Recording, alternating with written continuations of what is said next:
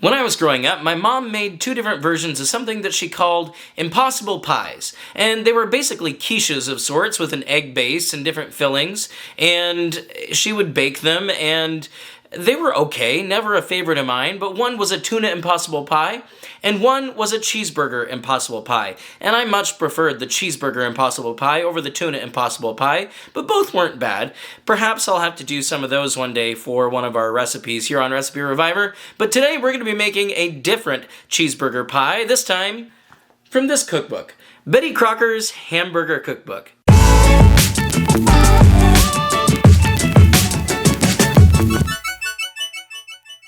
This cookbook came out in 1973, and as you can imagine, it is from the Betty Crocker company, and there's lots of different things in here, all of them having to do with ground beef and hamburger of some sort.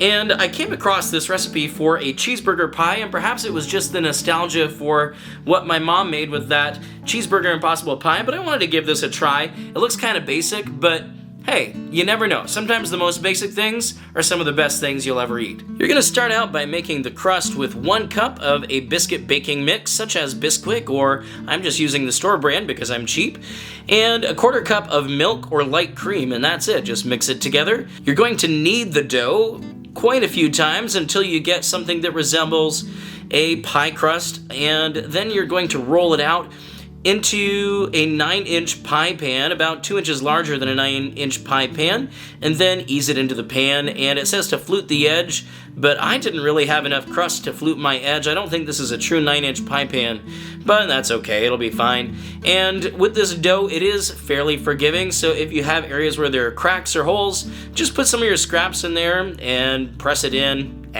It'll be fine. You're gonna cover it up with the filling anyway.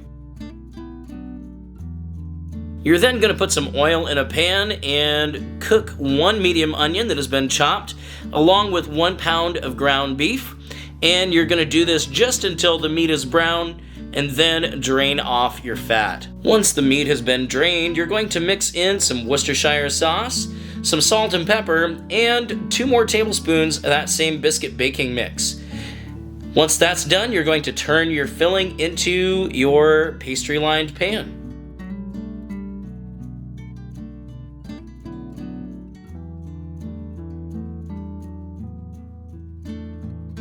This next part seems a little excessive to me because it calls for 2 tomatoes that have been sliced to go on top. That seems like a lot of tomato to me, but we'll put it on there anyway. We're then going to beat 2 eggs and stir in 1 cup of shredded cheddar cheese into those eggs.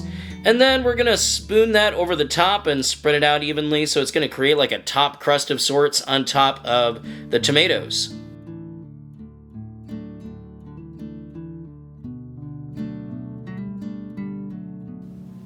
Then we're going to put it into the oven at 375 degrees Fahrenheit for 30 minutes.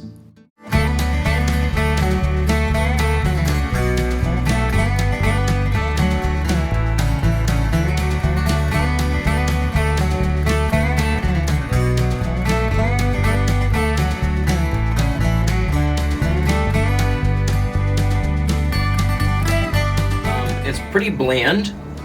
I can taste the tomato that's cutting through. Of course, 2/3 of the thickness of this thing is tomato. The Hamburger and the onion, the taste is there. It needs more seasoning. It needs more flavor of some sort.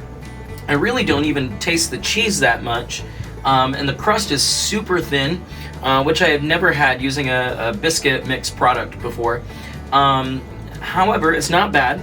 If you're into really simple basic meat pies, I think this is a good base to go deeper. I might add some other cheeseburger toppings, maybe some shredded lettuce on top, maybe some pickles, maybe some even jalapenos or something like that.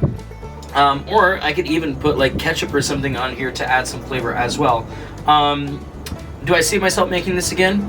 No, but I don't regret making this attempt. We'll see you next time on Recipe Reviver.